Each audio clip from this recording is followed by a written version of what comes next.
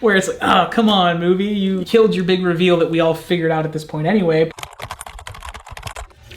So, hello and welcome to Josiah is Right About Film, my intermittent film podcast that I don't do often enough, but Brandnewday has just come out. It is Tuesday, as we record this. The movie came out officially on Friday. I personally saw it Thursday and actually again last night, but we're here to talk about Brandnewday, and I am joined by my friend Jake. Hi everybody, my name is Jake Stowell. I am a friend of Josiah's and I'm an author. By day, I'm a licensed marriage and family therapist, so I do mental health counseling. And then by night, I write fiction, so superhero stuff and fantasy novels and things. That's a very superhero way to frame it. So we were here to talk about Spider-Man Brandnewday, and Jake, I wanted him here because of his writing and that sort of superheroic frame of his stories that fits what we do, and we both love Spider-Man and movies, and so we're just going to talk about Brandnewday and a few things, sort of the film stats I kind of like to start with.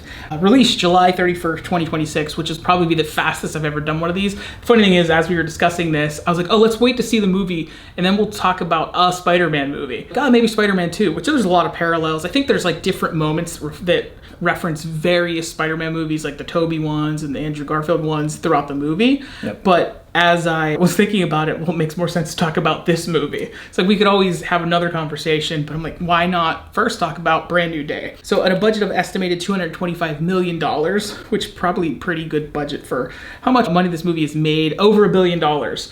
As we sit here for a movie that's 5 days old, that's insane. 407 million of that in the US. That's without large format screens, without IMAX, because The Odyssey, I believe, is still playing in IMAX. So that's just crazy to think, because that's kind of the trend in cinema, is the big format. I know, I'm sure there's like other large formats, like Disney's selling like their Xfinity, which is probably nothing or nonsense to sell Doomsday, since Dune will be playing on the IMAX at that time. Dustin Daniel Cretton is the director, who he kind of had a breakthrough with Just Mercy, that film. MCU-wise, he directed Shang-Chi, which he was then supposed to direct The Kang Dynasty and Secret Wars.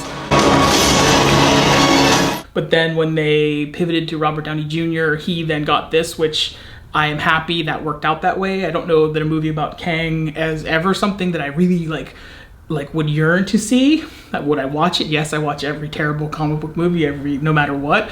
But do I need to see it? No. So I'm glad they pivoted, because it's Doctor Doom. Writers Chris McKenna and Eric Summers, who wrote the previous Spider-Man movies, they both came up on American Dad and Community. It stars Tom Holland, Zendaya. These are the biggest two stars in the world now. Jacob Batalon as Ned, John Barenthal as the Punisher, which is awesome because he'd been around as the Punisher for a decade, back on Netflix.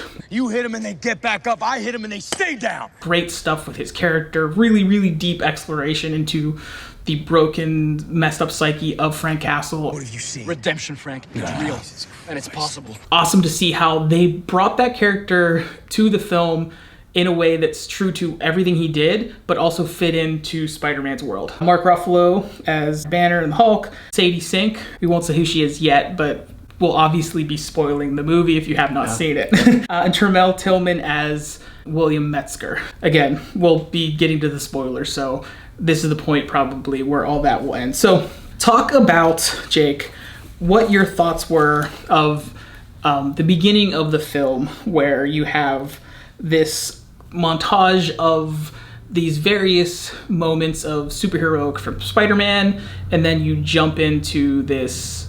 It's sort of, I guess what I'm saying, it explains the time jump from the previous films through a montage where Spider-Man's fighting all these B-list villains, recreating a lot of comic covers. If you aren't aware, those are pretty cool. Like, I didn't realize it until I saw like an Instagram video. We were talking about like, Instagram and TikTok and all this short form content. It showed me, oh, this cover is this, or this image is that. I didn't see that part of the film. You were late to the movie. I was a couple minutes late to the movie.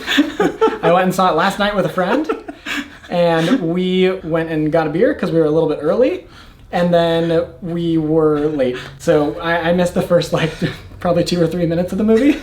And so I saw, what part did you come in at? I came right in with him being sad, kind of on a rooftop or whatever. Okay, and then he like jumps off, and it's Yep. the truck, Yep. the whole truck sequence. Yeah, Yes. so everything leads up to that. Yeah. Wow. I'd love to hear you talk about the covers and the intro. It's a really cool though because it shows. And I'd love to watch it again. Yeah, you should definitely see it. But it shows that passage of time from where he was and that choice he had to make to let Ned and MJ go, and then just becoming a workaholic Spider-Man. And you see it played really quickly, almost entirely visually, which is why it's great, because you come to that point where you see him sad, but you understand it.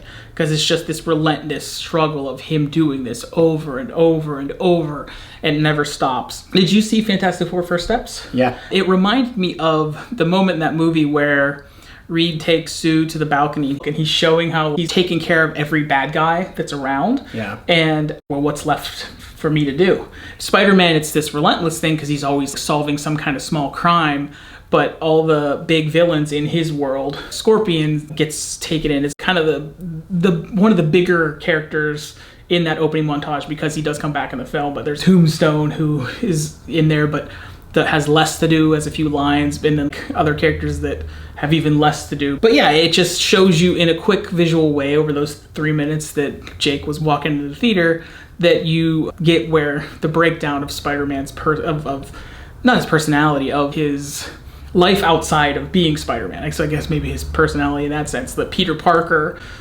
doesn't exist. The spell took Peter Parker away, but he then has no life. He just exists to be Spider-Man. Yeah, and then, well, in this one, he kind of lets Spider-Man become his personality and his job and his full-time thing, and he doesn't seem like he does anything else.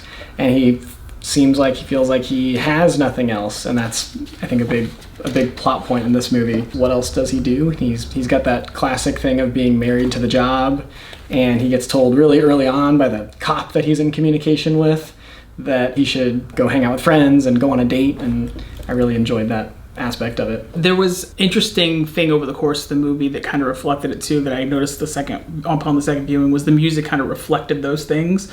And it kind of starts out the more operatic Spider-Man, big fun music that was in the previous movies, and it's the same composer, and he did all those other movies. And then this one, where through the movie though it evolves, then more mature, and it becomes almost by the end of the movie this sort of Brian Eno-esque soundscape that's more deeply emotional and less trumpety horns and stuff that's at the beginning of the movie for like this big Spider-Man thing, and more somber, this weird accepting way of where he is in life.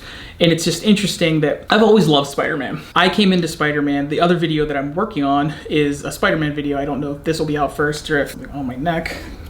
It's the ant. Got it. We're okay. It's not a spider. That would be a crazy origin story. You get spider powers during a Spider-Man podcast. As a kid, I got bit by a spider, and all I got were 2 swollen feet that I couldn't walk. Oh no! Yeah, that's the worst universe. But the music reflects things getting darker as he isolates, getting less human, and he's mutating to be less human. Like, am I going crazy? It's like... But the music kind of reflects his emotional journey throughout. And that was one of the things that I appreciated it, but I really noticed it the second time. Just the way it changes and evolves from one thing to the next through the course of the movie. The next thing we'll talk about, though, is there is Punisher in this movie. We didn't say who Sadie Sink is, but she's Jean. Or you know that. If you're watching this, you saw the movie. If not, why are you watching this? Yeah. Go see the movie. Yeah. Go see the movie? Okay, she's Jean Grey. She's Jean Grey. The Hulk is in it. Punisher is in it. All these other ancillary characters. Black Widow is in it. The Ileana version of Black Widow, the current Black Widow. Why is she not White Widow, by the way? Isn't that the character she is? Or is White Widow... Does White Widow already show up in the Black Widow movie? But she wears a white costume too, usually, doesn't she? Well, they both had white costumes in the Black Widow movie. I guess she doesn't wear much costume in this movie, does she? No, she does not. No, she doesn't wear much costume. Her cameo which is a great gag in this movie. But it really is, and it gets back to, and it kind of connects to why I think it works. So what are your thoughts on all these extra characters? Did I miss any? The Hand. Oh, the Hand is a good one. It's the Hand. Oh yeah, there's just red ninjas everywhere. I like the Hand. I liked them all. I liked Punisher probably the most because I agree. Like, he felt very true to the comic books and also all of the Netflix shows and everything they've done up until now. I think he's the only one in the movie that swears. Like, he swears a couple times. I love Spider-Man a lot for its comedy, too. Like, I think when Spider-Man is funny and also can hit, like, the big emotional beats and be sad, I think it's really good. And I loved when Punisher shows up and they're both chasing a tank. And the Punisher's got a grenade launcher, and Spider-Man tells him not to use it, and then whips it out of his hand, and then he just pulls out another grenade launcher. Yeah. Like, he's just got a second one ready to go. It's so good. It's such a good bit. And then he webs up the barrel of the grenade launcher, and he just shoots it anyway and launches Spider-Man off the car. It's such a good gag. And I love that you get very quickly through all of that they have a pre-existing relationship. Because we know the Punisher, assuming that you're like us and you've seen all the shows and stuff. We know the Punisher, but we know him over in this sort of Daredevil sub-universe that was at one point definitely separate. I went to a Q&A once where Kevin Feige, for the Producers Guild thing, was talking about it. He couldn't say anything at the time because... I just sit waiting for a call saying yay or nay from people far above me. But yes, of course it would be nice for a company that owns a lot of intellectual property to have access to all that entire library. That would be wonderful. It was the rights issue at the time where Netflix had it. Seeing the hand, right? The hand is key to Daredevil. Spider-Man's dealt with the hand in the comics. Everybody's dealt with everybody in the comics. Right. Wolverine, though, is the hand. They're super connected, deeply connected. So all of those things that... Yeah, they're the Marvel Comics ninjas. Yeah, right? And so, Red ninjas, which is awesome, right? You can't beat that. Yeah. But what I loved about the Punisher in particular was that the relationship that they build really quickly. And then there's other moments that they continue to establish it, but it does a good job through an action sequence, through exactly what you described. That shows you their relationship. Yep. It's this friendly, somewhat oppositional, I don't want to say adversarial, but friendly. They both have, because they both know that they have the same goal. Right. And it's the two polar opposites in how they would achieve these things, right? And they both learn from each other through the course of the movie. Yeah. And I think that what was great about all of the secondary characters, even Hulk, this is the best movie Hulk has ever been used in, I think, is that everything fed Peter's story. In a perfect Spider-Man movie, Peter doesn't go to the Hulk, he goes to Dr. Kurt Connors, the lizard, right? Sure. And then he becomes the monster. But we're dealing with the Marvel shared universe. So you can, instead of introducing a new character, which could work, you go to an established character who has a certain history. And if you know that, it makes it better. And even if you don't, the movie gives you enough to understand what's going on. And I think culturally, the Hulk's one of those characters that you know kind of what's up with the Hulk at this point. Even more than probably a lot of more other Marvel characters going back to the 70s show, right? The Lou Ferrigno show. And so, but they use that. His moments are all in service of Peter's story, of Spider-Man's story. And that was what I really loved. The Ileana thing with the Black Widow, she's the cameo. But at the same time, as a comic book fan, that's what these characters do. And it's still used to illustrate Spider-Man's intent on keeping his mask on. And because the one thing I've hated about the MCU is everybody knows who everybody is to an absurd degree. And we finally have Spider-Man fighting like crazy to hide his identity. To protect the people he loves who aren't even in his life at that moment, which makes it even more sad. Again, to another great gag, the part where he has to get into the bathhouse, and he gets in the bathhouse bath with Black Widow, and he keeps his Spider-Man mask on. But he's just in his chonies and his Spider-Man mask. And then, later on, classic. Later on with Frank, when he pulls the mask up to take the coffee, and Frank calls him out on that. Those kind of things where it's a joke and it shows character, but it also then shows the depth and has like a real resonance. I thought that it all played really well together. Yeah, I totally agree. I don't know what you think about this, Josiah, but I kind of think the Hulk exists in Marvel Comics. He's a cool character in his own right, but I feel like he exists a lot of the time, or he gets used a lot of the time, to just be the big scary thing that the heroes fight. Because who has the Hulk not fought in the Marvel Universe at this point? And so, you want something scary to happen, and you want to deal with superpowers and the idea of suppressing superpowers, and you need Spider-Man to get beat up by somebody big. The Hulk is the best option. Like I said, it works really well because that's what he is in the comics. And in the MCU, he has kind of veered into other directions, which Smart Hulk was Yeah. cool in the movie, but there's also the implication, if you know the Smart Hulk story, that it's basically that he repressed the real Hulk's identity, which you see in this movie. That was one of my favorite parts of the movie. Hulk is in there and has been hidden.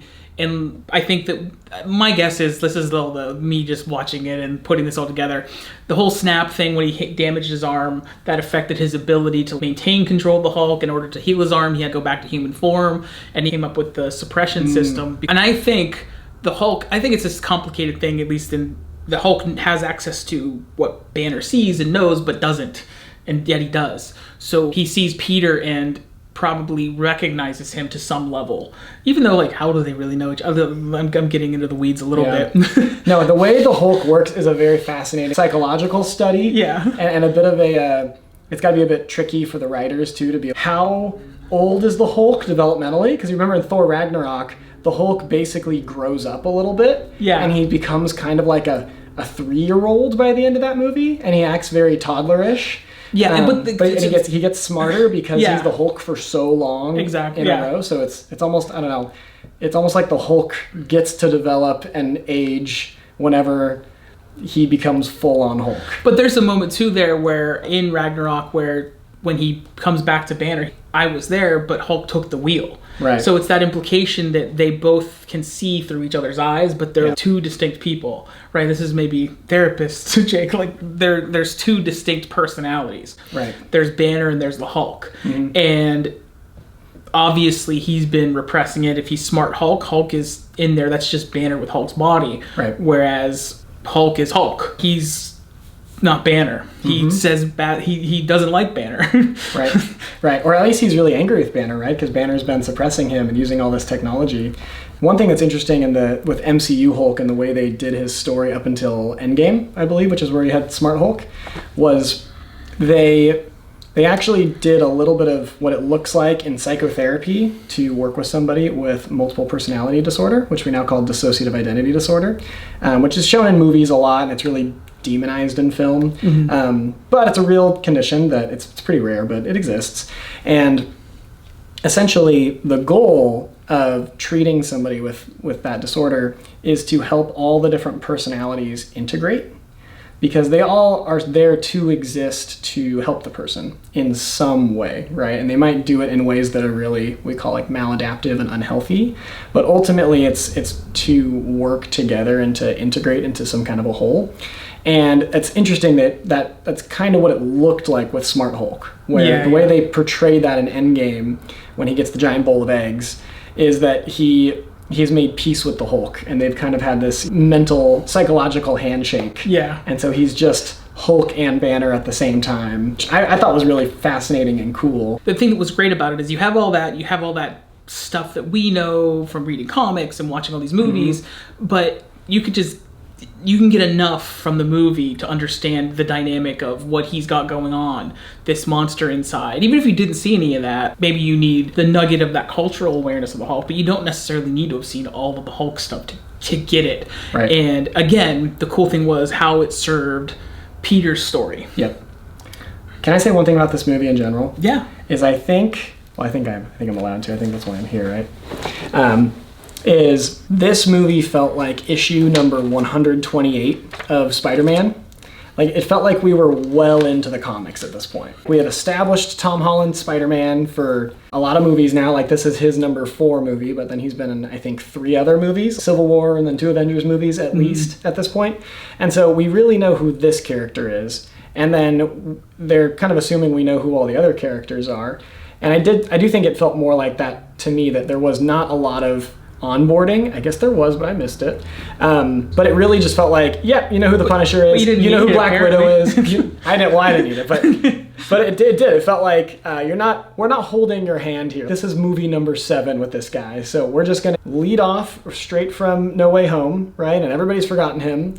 And then we're going to do the very MCU thing and lead into like a whole bunch of other movies, which I'm sure we'll talk about. Yeah, exactly. And it sets up a lot. One thing that I've loved and sometimes hated about the MCU, because I'm just a nerd, is the way it changes things. Oh, Tony didn't create Ultron. Hank Pym did that. Those kind of things. Right. But they make it integrate it in a way that it makes sense. What the technology that that Peter Parker ends up inventing is just mind-boggling, but kind of awesome in a way, and yet I love it and I hate it, all those things. And I think that that's the complexity that they can do. And it's like a comic. There's so many stories have been told. Yep. This is just another iteration of it. I had a writing teacher who talked about some famous writer that he knew that his book got adapted into a movie and they changed things. And they're like, well, are you upset about that? He's like, they changed my book? Like, yeah, they changed the book when they made the movie. I have it on the shelf there. The book's still the same. That version still existed was his point, and Right. the movie is a different thing. And this is, in some ways, a different thing, but fundamentally,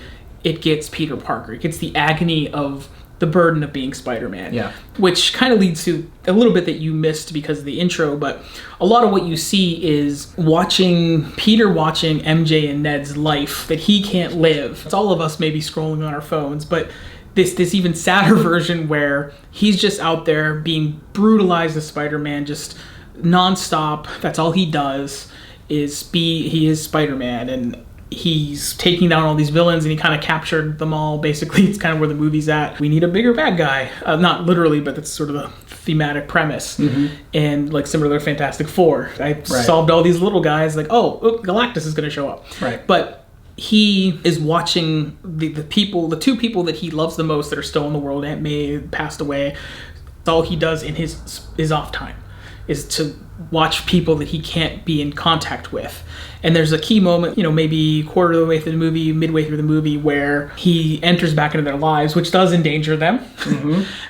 The great thing that comes out of that, though, was, and you can backtrack once I get to where I'm going here, but he goes to the party because he sees Ned buying the mini kegs and the Dragon Fire energy drink kind of thing. And it's just great watching Peter watching his friend. He's finally a little bit closer to him. Can see, Ned is still his best friend in Peter's heart, but I can't make that leap. I can't reach out to this guy and even start anew because it's too dangerous. So he follows him to the party, and that does, like I said, kind of endanger them because it brings him back into his life. But Well, he goes to the party. He hangs out kind of with Ned and MJ, and he gets introduced to Ned's stalker wall of Spider-Man. Oh, yes. And then he invents a Spidey tracker app, which is kind of cute because the best friends are kind of watching each other. That's a great way. Yeah, that's a great way to put it. The friendship, though, like throughout it, where it's he's trying to connect. He sneak anonymously into the party, and he's Maynard. He made the made up name. Clone name was Ben Reilly in the comics, and so there's all these little references. How they do kind of still connect, like you said, and it gets to that issue though, where once it's cool the way the letter gets found, and we'll jump back to because we haven't talked about Jean Grey, but MJ has to be taken to Punisher for safekeeping after she gets possessed by Jean Grey. And it's this really interesting issue, though, of the idea of consent and even just how MJ is understand I don't love you because I don't know you. I can see why that girl might, but I don't know Peter Parker.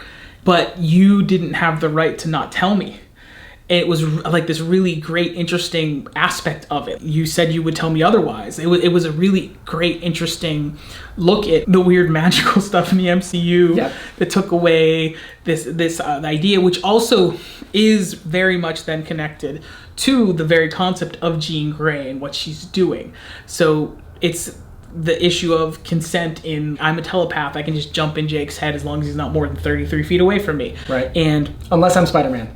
Unless Spider-Man, yes. Then I can kick you out. Which I guess is the Spidey sense that he can just trigger that, I guess. I read it as it's the spider DNA, because they played up the spider DNA a lot, but maybe it's Spidey sense. I don't know. Which is one of the same. Spidey sense is kind of a psychic power, right? Don't real spiders have that? The one that was on my neck earlier was like, he's going to get me, and it leapt. I don't think it was a spider, Josiah. But I think we want it to be a spider. It's probably ants, because it's that time of year where summer. You'll see that one little ant, like, where'd you get in here? There's not 10,000 friends under my house. That was the really cool thing with Jean Grey, who is the villain of the movie, that she is after what amounts to her sister, and the way she's being manipulated and the way Spider-Man's being manipulated. And it kind of shows you that Spider-Man probably wouldn't fall for these things if he did have a support system. He wouldn't make some of the bad decisions. And the idea of consent too, with not just Jean invading your mind, but the idea of consent that's going to come up again because he's making technology to suppress his power, which is a choice for himself, but now it's going to be a choice for all the mutants that are about to start popping up. You know, Jean Yep. Grey is here, Professor X, and all these other people. And I did love that they didn't have post-credit scene was this Spidey tracker, and it wasn't Jean pulling up to a mansion with an X on the gate. Which I thought for sure is what it was going to be.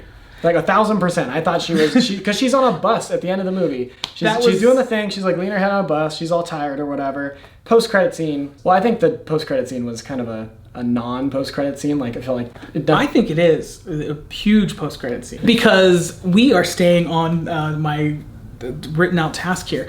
It's not Peter. I mean, it's not Tom Holland Spider-Man. It's Tobey, I think. Yeah, so Because- Tobey's in space? Yeah, Tobey's in space because Sweet. when I watched it again, I think this is how it plays out, where the spider tracker is blinking that he's there now in New York. That's Tom Holland, and then it goes off into space, and they're both active.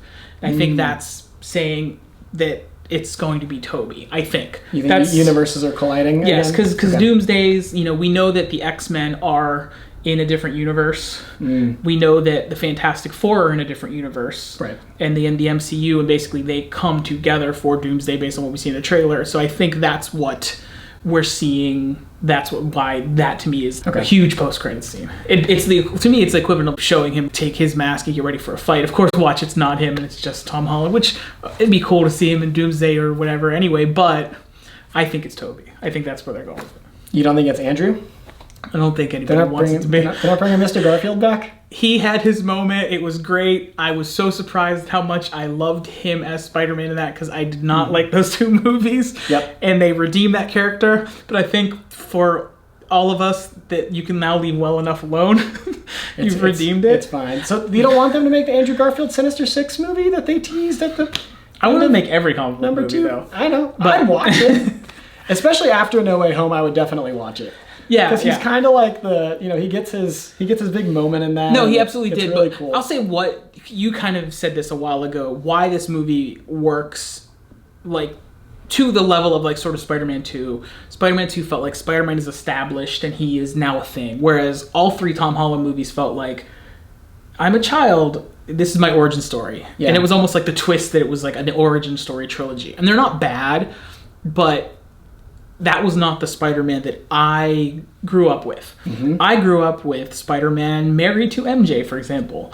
I grew up with that part of his responsibility as having a wife that he has to deal with. And like she would, even though she knew he's Spider-Man, she's still feeling left out, getting frustrated with that reality. That was the Spider-Man that I knew and loved and still do. So I have an extra special affinity for an established Spider-Man.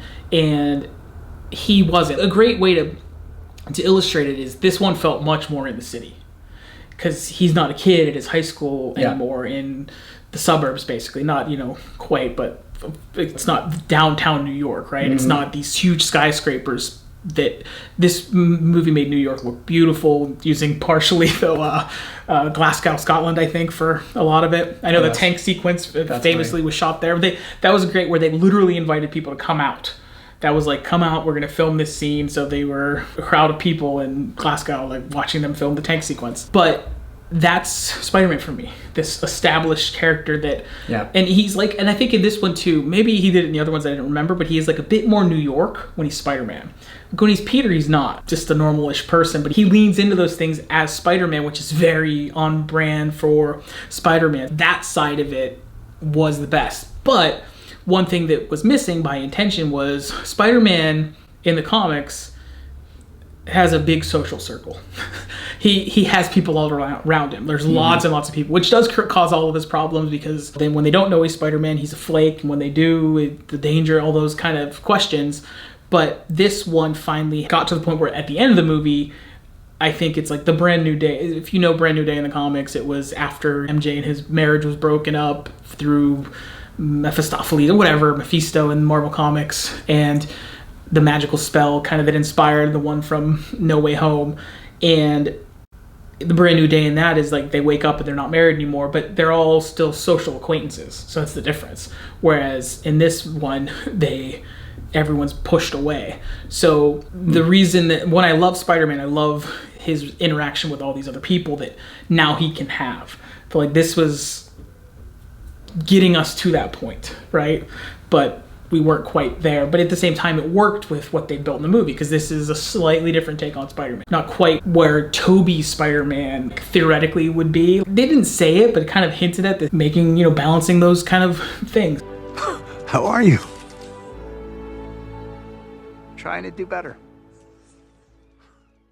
That implication, he at least is an established relationship that He's kind of like the Peter Parker from Into the Spider-Verse. That's got the baby strapped to him. Yeah, exactly. He's like that Peter Parker. Yeah, exactly. Yeah.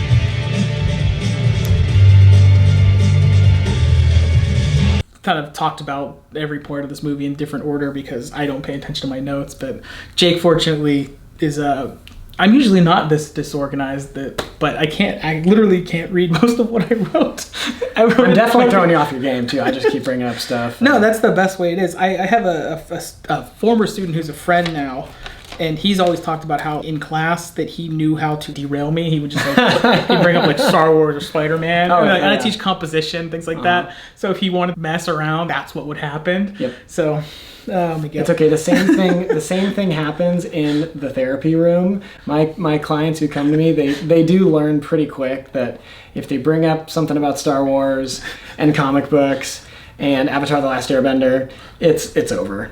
It's over. As a teacher, I'd be like, wait, what was I talking about? And that's where, as a teacher, though, I would have well-organized notes. But again, my issue is my notes are well-organized, but I wrote them in a darkened theater as I watched Spider-Man, which is the first time I've ever done that. Mm-hmm. I've never taken notes in a movie theater. And it was packed still last night when I saw it. And I was just amazed. It's a Monday night. I was blown away that's why it's made $1 billion in 5 days.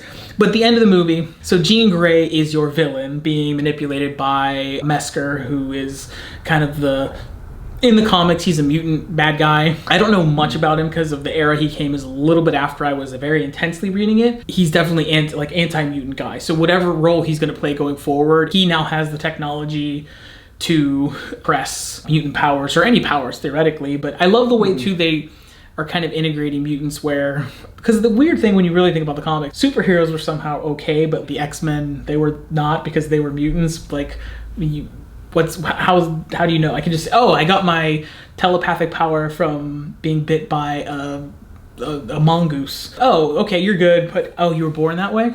I understand the allegory side of it, what they're going for, but in terms of Marvel Comics story logic, that part I didn't buy. But this is sort of establishing. When you put it together, it makes less sense. But by themselves, they make more sense, right? Because it's like we have the superheroes movies and we have the mutant, superhero movies. Yeah, exactly. But this is sort of establishing, though, that anyone with a power is a threat.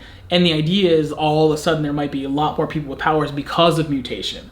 So therefore, then they are the bigger threat, the people that all of a sudden are getting these powers out of nowhere.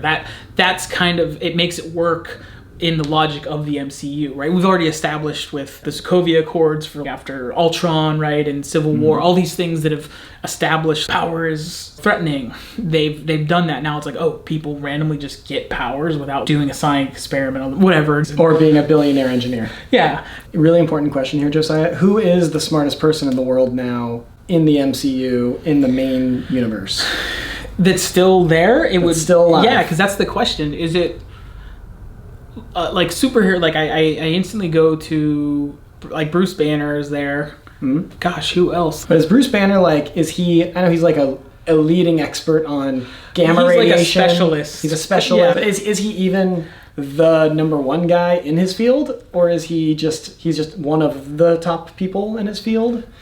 Because I feel like he's not set up as he's this super hyper genius. He's just a super genius. Because Peter Parker's a super genius in this. He's clearly super smart. He invents all these things and that's been a part of his comic character. I think they lean into it a lot more heavily here, which I don't hate because he's really smart in the comics. Yeah. Again, maybe the question of him inventing the technology that then suppresses mutant powers is that a bridge too far? If Iron Man wasn't dead, it would have been Iron Man.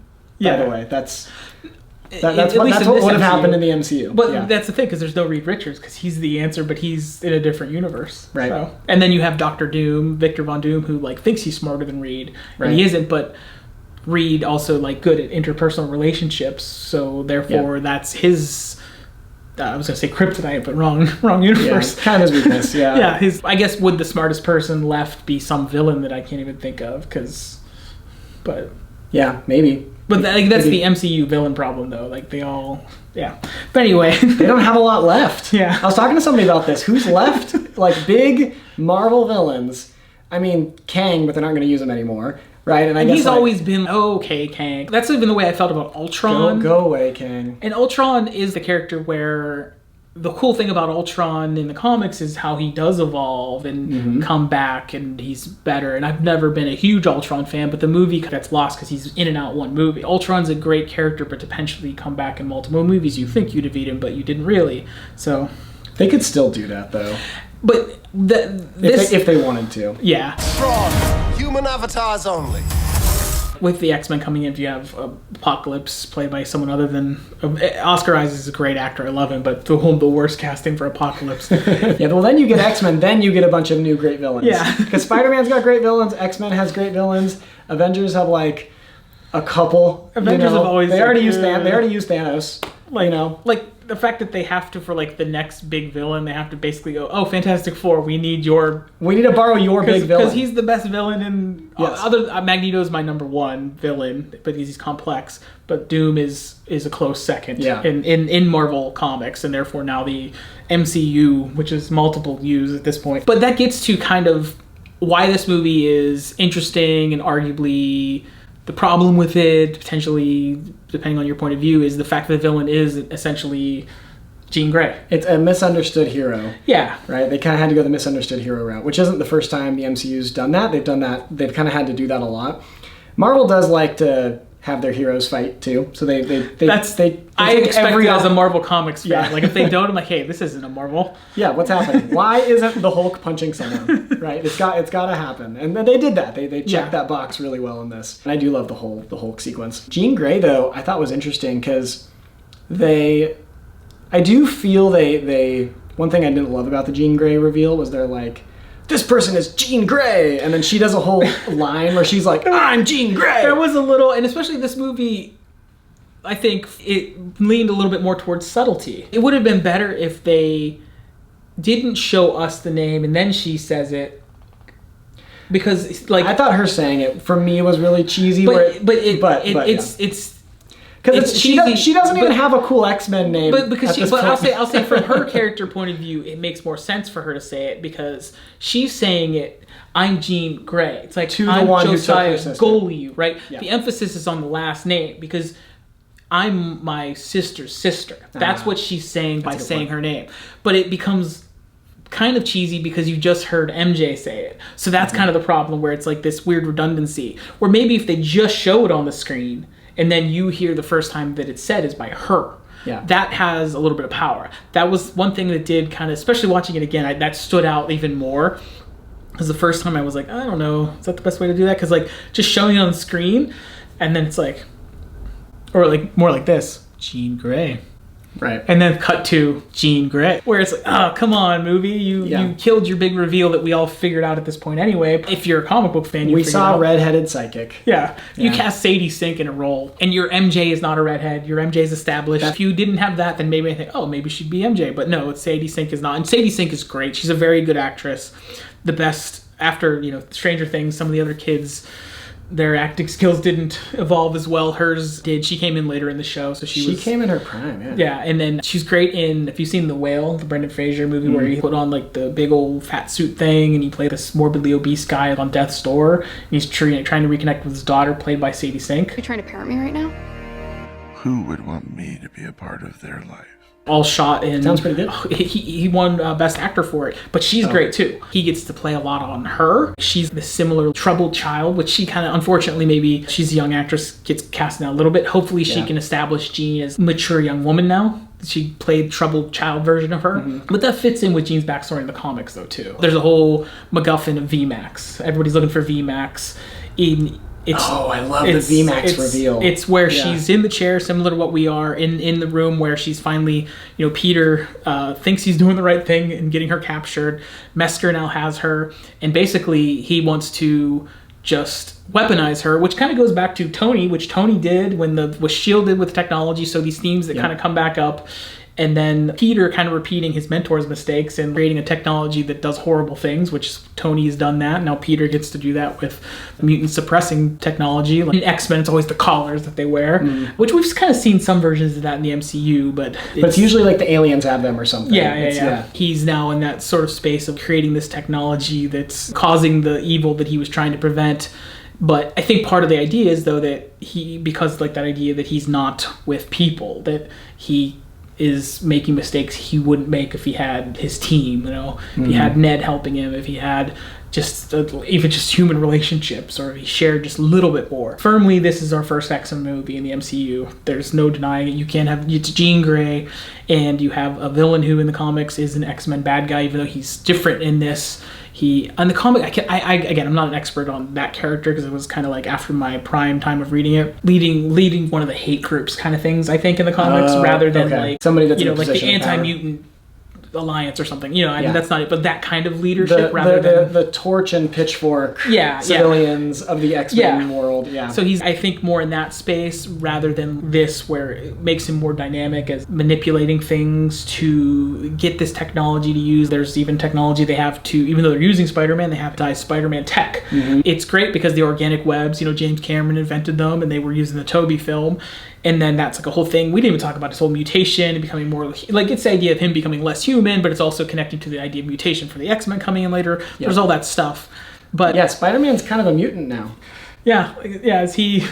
Well, I think is the first mutant actually Miss Marvel in the MCU per her show. They even played the little X-Men theme on that show. I guess, but isn't she? So she's not an Inhuman. They did away with Inhumans, right? They're done with that in the MCU. No, that wasn't a thing. That was just for TV. Didn't they have some Inhuman in one of the movies though?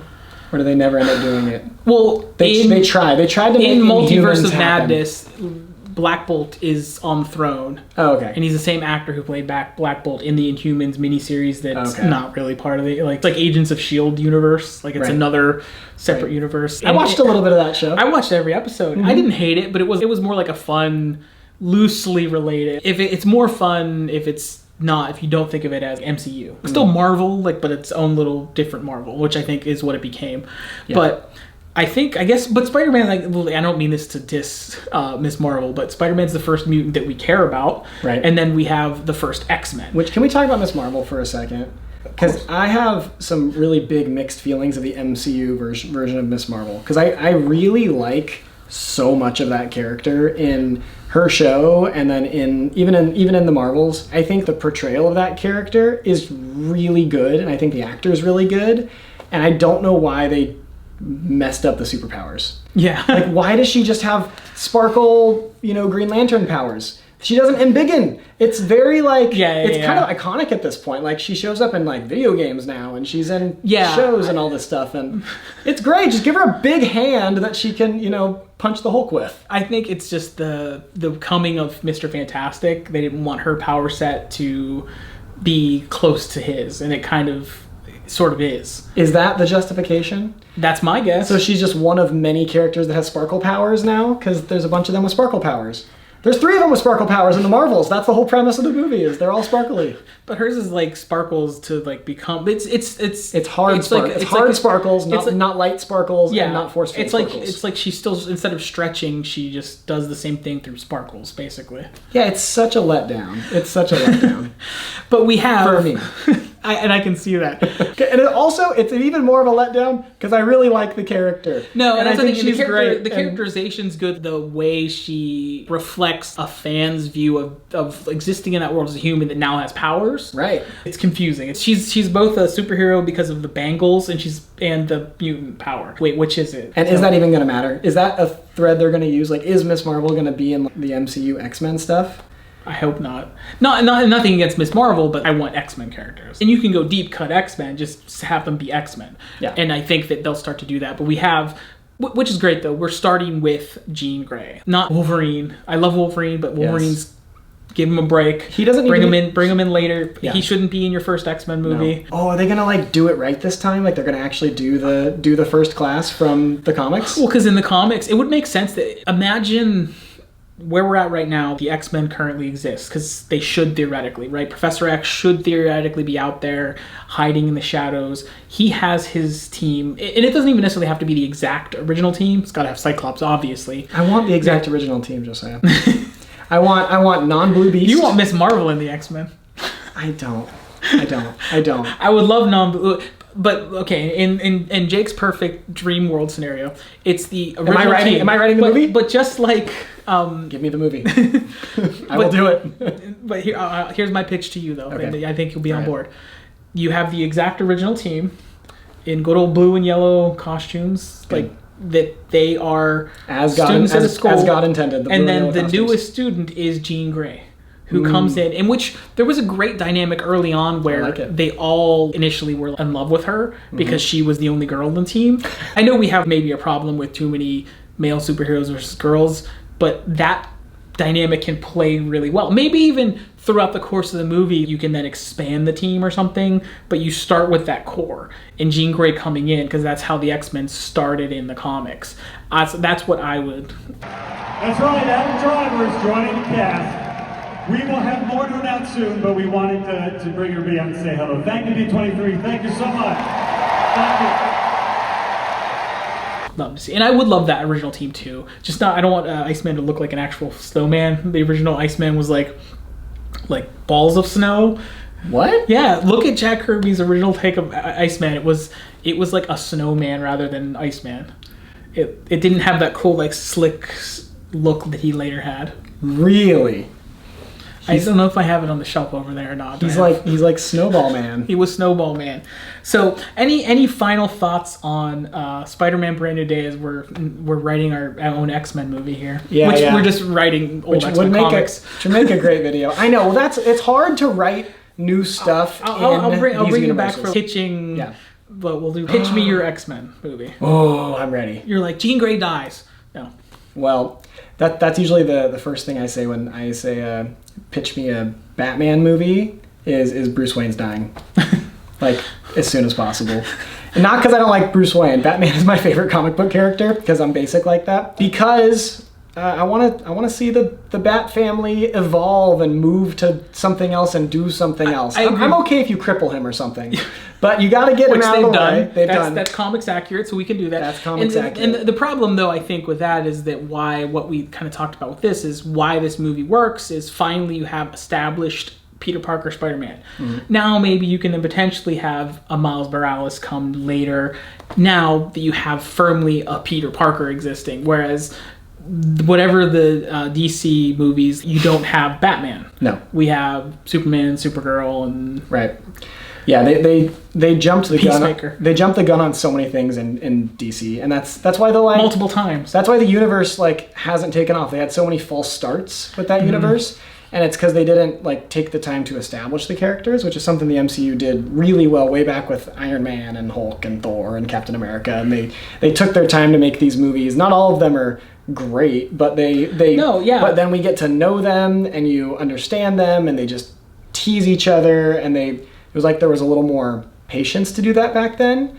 But then now Marvel gets to have their cake and eat it too, because in every movie they bring in, like this one, they had Spider-Man, but it's Black Widow and Punisher and Hulk and the Hand and Jean Grey, and it kind of works because it just feels like a comic book. Yeah. It's hard too because we've already seen a lot. Anyway, so we're not pitching stuff. No, we're not. That's this movie. You want to talk about this movie? Wrap it up on Brand New Day. I have a thought. So I liked something about Jean Grey being the villain, and I kind of didn't like something. One thing that I was bummed about was I would have liked to see some Spider-Man villains, because Spider-Man's got a lot of cool villains. I think they've used a lot of them already. Yeah. Good point. I'll see it again. They had Scorpion, right? And Scorpion teased it earlier. He gets mind controlled by Jean Grey at one point, and that's pretty cool.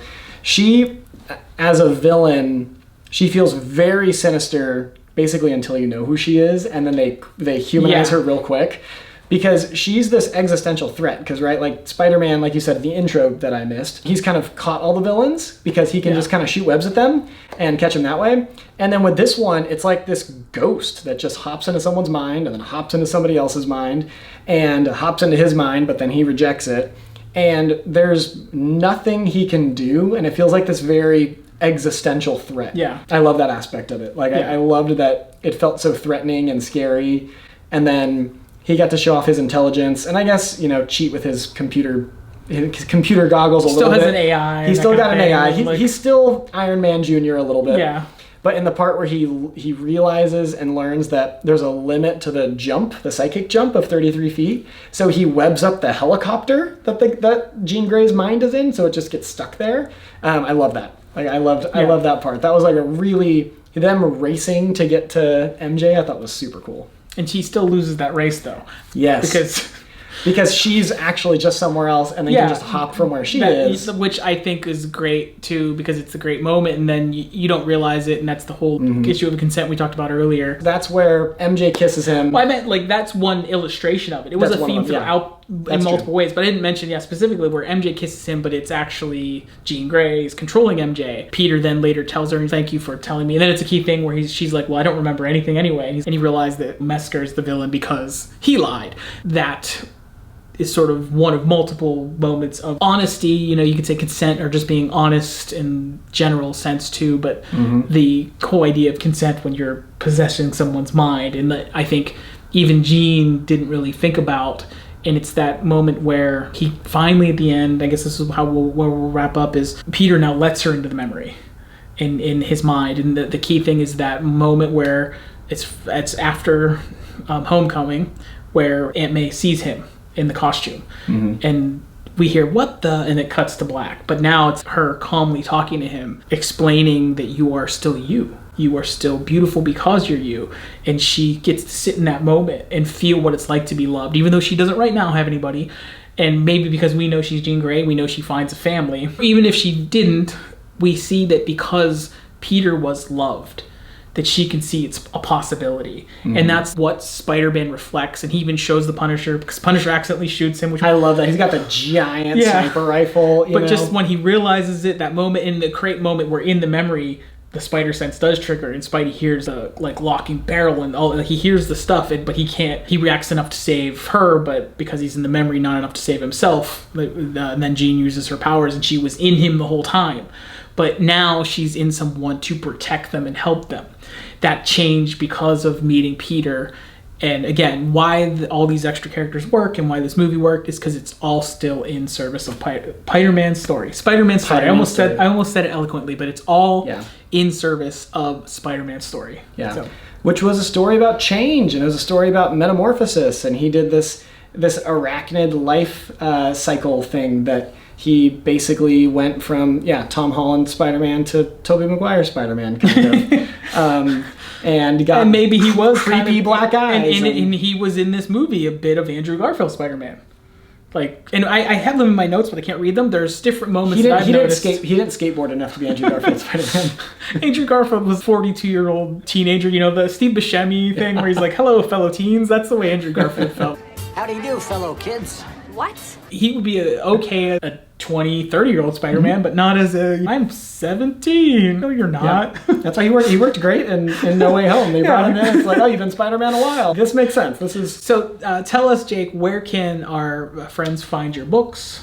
Okay. And what are your books? We didn't mention that. So I have them on my shelf. Yeah, you can follow me on Instagram. I'm at Jake Stowell Author. And I always say my name is spelled like Jake Stowell with one more L. So that's how you spell my name. So Jake Stowell Author on Instagram, and then I have a website, so just jakestowell.com, and my books are on Amazon. I wrote my first book is a medieval superhero novel called The Gauntlet. It's a lot of fun. It's kind of like What If Batman, but it's in the Dark Ages. And then I wrote through a podcast I did called What Next Podcast, which you're welcome to look up as well. It's currently on a 2+ year hiatus because we had to take a break and I'm working on something else. But through that, I self-published another book called Not the Hero, The Story of Ariana Stance.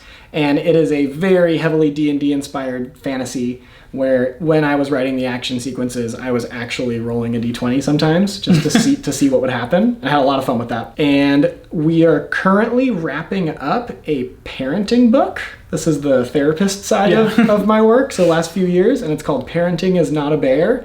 So if you're parents out there or you know parents, yeah, I'm really excited for this parenting book to be done because I do a lot of work with teenagers and kids and their families, and so I just want to be able to have a good resource I can hand to, and there's other good parenting books out there, but I want to have a resource I can hand to parents and say, okay, go do your homework, and then we'll talk about it.